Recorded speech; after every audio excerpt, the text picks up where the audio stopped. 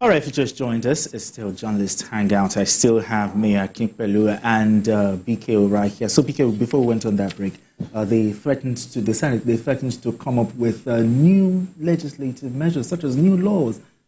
Is this enough to help the Senate? New laws to do what? Like maybe cancelling the entire privatization? They cannot cancel. It's not possible. They cannot cancel. It can be. No. No, it can't. No. Then what can you do? Let nobody deceive you. If it was easy, previous governments would have simply told them to go. The penal fee that you will pay if you try it, you won't even want to think about it. The penal fee. And they made sure that it's not, that if there is arbitration at all, it's not going to be by Nigerian banks. They are not fools because they know we don't honor our obligations. Really? Yes. Nigerians don't know some of this. They'll say, why have they not sent them packing? Why? People will come and invest that kind of money and they know they can wake up one day, you say you don't want them anymore. We've done that before now. Even in the aviation sector, somebody brought his money. You remember that man again who brought equipment for navigation and all that. Is it Movis or something? Mavis.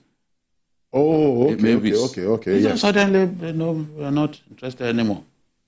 But people don't want to get into deals, especially when it has to do with concessioning. Okay. With our country, because they know we can easily refuse to honor our obligation.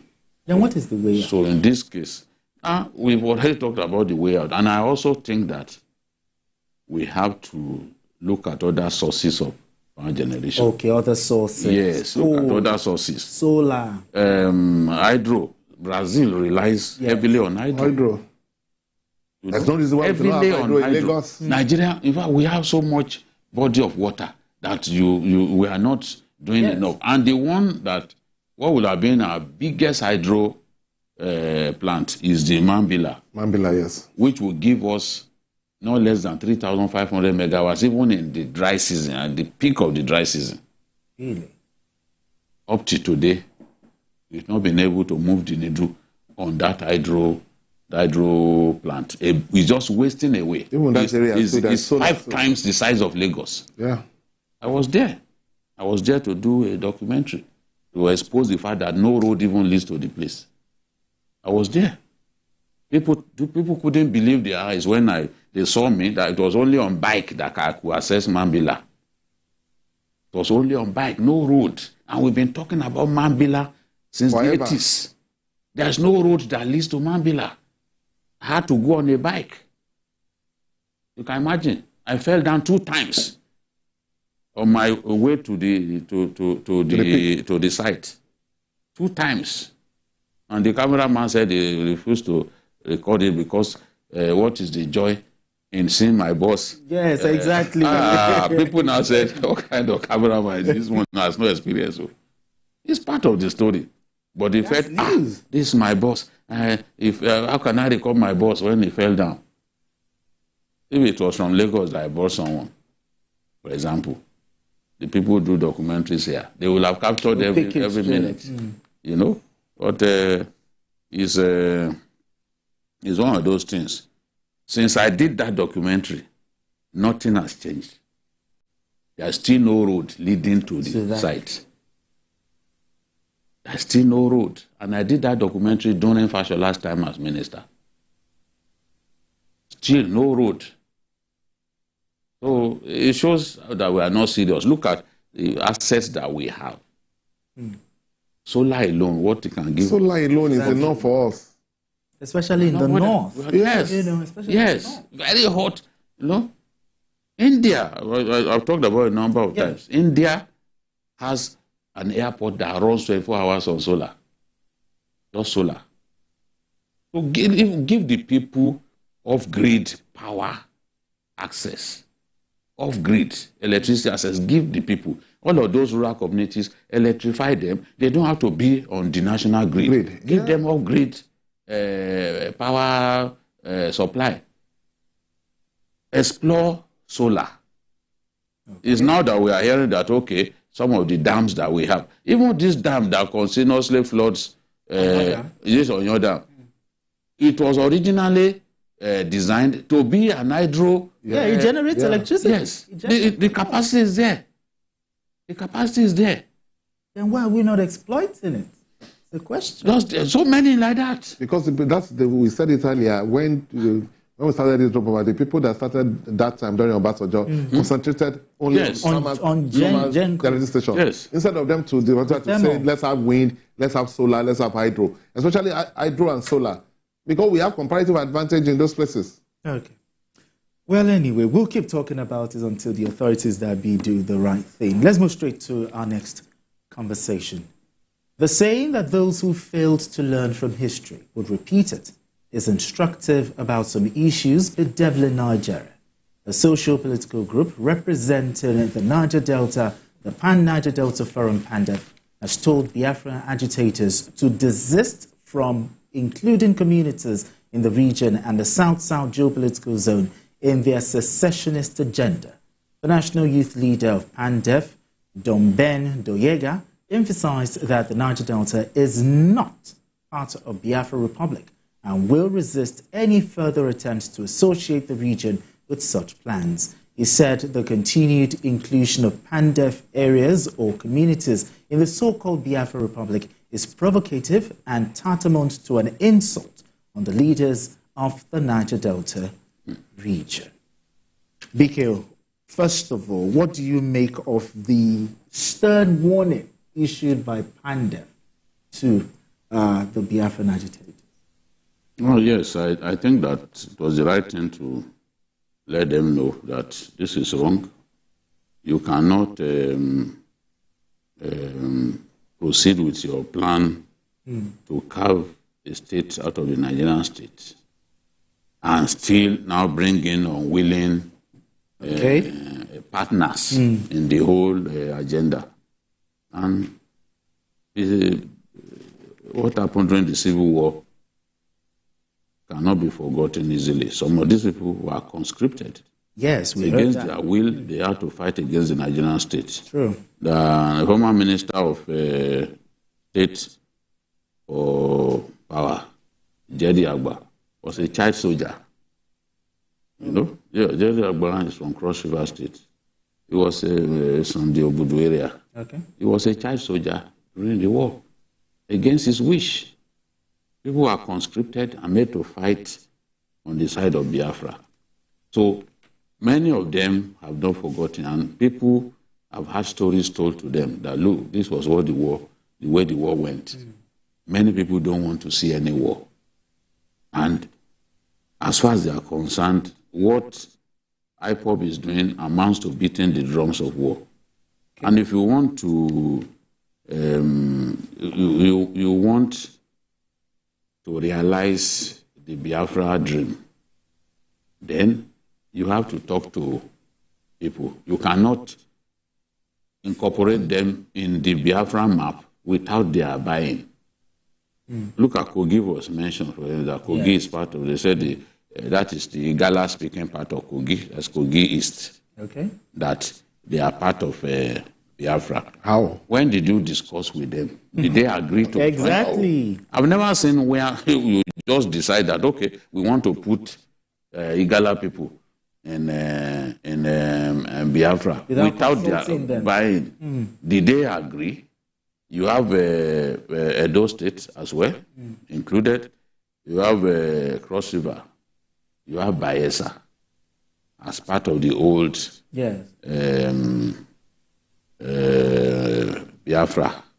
Now they are saying that at least 13 states, which means that by the time you add rivers, there are 5 states of the Southeast now. By the time you add rivers and some of the states that we talked about, they have 13, and they've created states and capital already, because I watched it. And some of those states are so close by that you can drive through them in a matter of minutes. You know, a state capital here, another state capital here. You know, you can drive. So I don't understand what is going on. As much as we need to address the root cause of the agitation for the Biafran state, which is the marginalization of the people of the Southeast, especially political marginalization. We cannot deny that it's been there. We have to get our friends on the Southeast to realize that it pays to remain as one Nigeria. As one Nigeria. It pays. But those grievances have to be addressed. For example, since 1999, the Southeast has neither produced a vice president or a president of our country. In the past, they produced the Senate president. Yes. But even then, even that one is now a long time ago. Yeah, true. Long time ago. Yes. True. I think Adolfo Swabara. Ken Namani. Yes. That's in 2006 and 2007. Was Ken was there when Obasanjo was plotting third term. But he keeps saying that he didn't want third term. But let's not go there. But Bika has talked about what is fueling the continuous. What can the government do to calm the frail nerves? A national conference again? Let me start by saying that those agitating for Biafra, including people from the South, they are delusional. Why? Because they are mistaking the whole eastern region for the state of Biafra. They are two different entities. Before, in the First Republic, we have the northern region, the western region, then later the midwestern region, and the eastern region. So most of the south, excluding Edo, that went to midwestern region, were in the eastern region. So when they were agitating for Biafra, those people in the eastern region who do not really agree with what we're doing had no choice because they were in that region. In fact, that was what led to the creation of states. Yes. That's what led to the creation of states, because states has to be created to be able to bring those people out from those regions. So you can now come now and say that some people, that's delusional. That's number one. Number two, I believe that we have problems in the country. But it's still better for us to live together. What we have is a Catholic marriage. I can't see any divorce. We have passed that stage where we can have divorce. It's not possible. How do you begin to separate people in Nigeria? Where do you start? How will it end? So it's a Catholic marriage. Even in every region, people can decide to say they want to be on their own. So we end up with about 50 countries. So that will not work. That's the reality. You don't think a national conference? The national conference will not like solve a confab. We have done the national conference severally. You think we've done national conference? What we should do is to right the wrongs, at least the ones that are visible. At least one, for example, when you look at each geopolitical zone, the Southeast does not have the amount of states that other regions. So we can start by that by saying that it's about giving them that one state. Yes. Create another most state. Other regions have 6. So we can say, look, it is not fair for this region to have 5 states when the other regions have 6. Even another region has 7. So let us start with that and create a state to say, let us have 6. But apart from that, for the other political something, it is true that we don't have somebody from the Southeast region as vice president or president. But that's not the fault of anybody. Democracy is about numbers. They have to play their, because with all respect to politicians from the Southeast, they don't play their politics well. And if you don't play your politics well, you will not be able, politics is about interest. And you have to convince other people to go with you. You must be able to convince them. You cannot use sentiments to say, no, we have not produced presidents all these days. You are being unfair to us. We must produce president. That's not how democracy works. If democracy is about numbers. If Atiku had won the election in 2019, that duck will have been broken. Yeah. And Peter Obi will have been vice president. Okay. But Atiku didn't win the election, and Obi didn't remain in PDP. Yes. Obi felt that it was an insult to remove him as leader of the party in Anambra State and put Chris Uba. So he left in annoyance to join the Labour Party to actualize his presidential ambition. And once that happened, his supporters moved with him to the Labour Party. Okay. It also cost Atiku presidency. Exactly. Because if Atiku had received the kind of votes that the Southeast gave Peter Obi, there is no way he wouldn't have defeated Asiwaju Bola Ahmed Tinubu.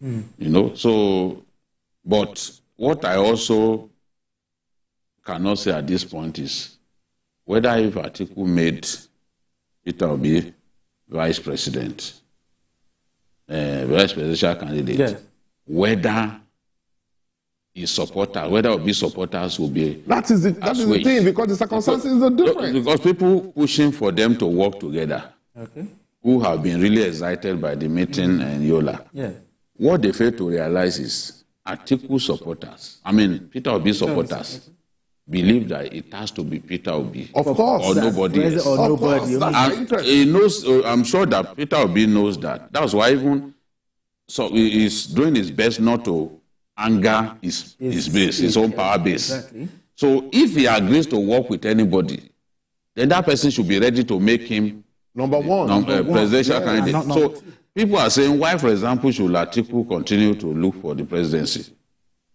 when he's been contesting since 1992? But that's a fact. You know, so that why can't he agree, for example, that, okay, Peter, I will back you, instead of wanting Peter again to be his deputy. If they come together and they agree for Peter Obi to be his deputy, they are not going to get the kind of votes that Peter Obi got in the last election. 2023. To imagine that they will get that voice to be delusional. Yeah. The reason the Igbos gave that much votes to Peter Obi was because they saw the possibility of an Igbo presidency as represented by Peter Obi. Yes. But if he becomes the number two to anybody, it's a different Igbo presidency is not likely to happen. It's a different so the kind of energy with which they back the Obi presidency, they are not going to give that kind of energy if Atiku and Obi again agree to work together. And even all of this is a matter of because conjecture. they worked together before. Yes, that was the time they worked together. Obi was his running mate. Yeah, that's what I'm saying. Yes. They didn't win. So what is even the guarantee that Atiku will get the ticket with people like Makinde, Bala from Adamawa, with all of them set to make sure that is he the only one? Did they create this party for him? Why must he always be the one that gets our presidential ticket? So I think that really unlikely at this stage. I want to see a kind of rotatory presidency in our country. And in 2006, that idea came up. But because Obasanjo was seeking third term, all of the suggestions were thrown away. People were not ready to take that risk and allow the man to get a third term. Because they knew that if he got a third term, he would ask for fourth term. If he got a fourth term, he would ask for a fifth term. They didn't trust him sufficiently to take that risk. No, he's denying that they didn't ask for third term. Well, all of the closest people to him, beginning with what's his name? El-Rufai. El-Rufai was so close to Obasanjo that at a point when he came to the news where I used to work, he said if Obasanjo had a choice to make between him and his son Benga, Obasanjo would pick him ahead of his son. Really? This is not what they told me. I heard him like this saying it. So they were that close. He was a star of the government. And in his book, The Accidental Public Servant, he wrote it there in black and white, that indeed, of course, that was third term. Not only that, this man that died, the former deputy Senate president, there's Sungina. No. Ibrahim Mantu. Ibrahim Mantu. Mantu also said it. Yeah. Yes. We want no, because I'm aware of that. I'm aware of the yes, now you were in government now. You were in government. So the thing is, but we are just saying. Confirm that there was a third time. Yes, we knew. Look, even the Senate president then came and had a meeting with us. NAB, all of us, NAB. Yes. All of us, journalists at that time, you know, Ken Unamani met with us at a hotel. He cannot deny. No, he told us there was a plan. He asked us to advise him. Yes, that was the third time. Senate President Ken Unamani, I'm saying it publicly now. That was a third time plot. And we advised him, we told him what to do. It was what we told him to do that he implemented. Is it because we don't say everything on TV? All right, gentlemen. It's a fine place for us today, but let's move straight to our next conversation.